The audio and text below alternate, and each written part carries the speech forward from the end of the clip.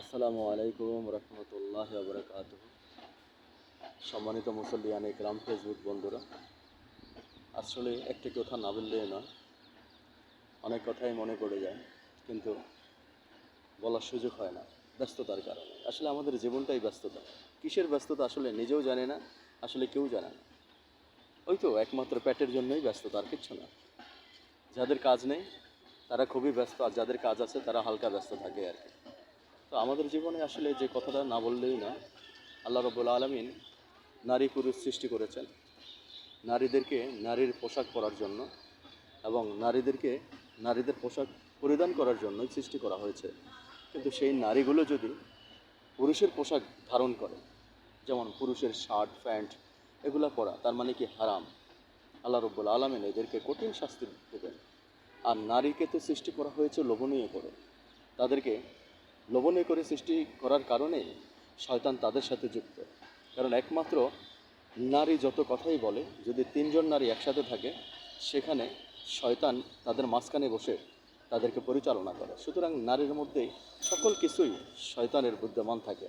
এই নারীগুলোই বেশিরভাগ জাহান্নামী। যখন রাসূল করিম সাল্লাল্লাহু আলাইহি ওয়াসাল্লাম যখন সর্বপ্রথম জাহান্নাম দেখতে যান, সেখানে গিয়ে দেখেন সবচাইতে বেশি নারী জাহান্নামী।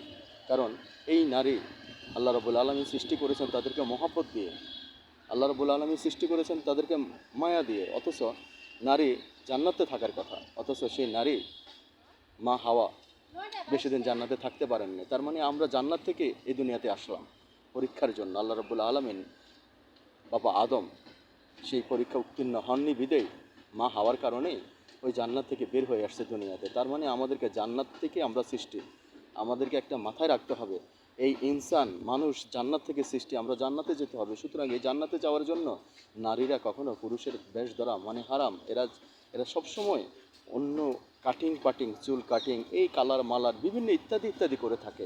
আসলে এরা যত পদ্মাশীল হবে, যত পদ্মার মধ্যে থাকবে, তারা তত বেশি জান্নাত লাভ করতে পারবে। কিন্তু তারা বেপদ্দা চলার কারণে আজকাল তারা বেশিরভাগ জাহান্নামী। তো নারীদের উদ্দেশ্যে একটা কথাই বলি, আসলে এই কাটিং পাটিং, এই ডিজাইন, রং তামাশা, কালার মালার, এগুলো কোনো কিছুই কাজে আসবে না। এতে আপনার কারণে হাজার হাজার পুরুষ আপনার গুনাহগার বানাচ্ছেন, আপনি গুনাহগার হচ্ছেন, হাজার হাজার মানুষকেও গুনাহগার বানাচ্ছেন। সুতরাং আপনি চলাফেরা করবেন এমনভাবে যাতে কোনো পুরুষ আপনার দিকে না তাকায়। আর পুরুষ এমনভাবে তাকায়, এটা স্বাভাবিক, কারণ এমনভাবে তাকাবে ছিদ্র দিয়েও নারীদের দিকে তাকায়। সুতরাং তাহলে নারীকে ওইভাবে চলতে হবে, কাটিং পাটিং ছেড়ে দুনিয়ার আল্লাহ দিয়ে ফিরে আসেন।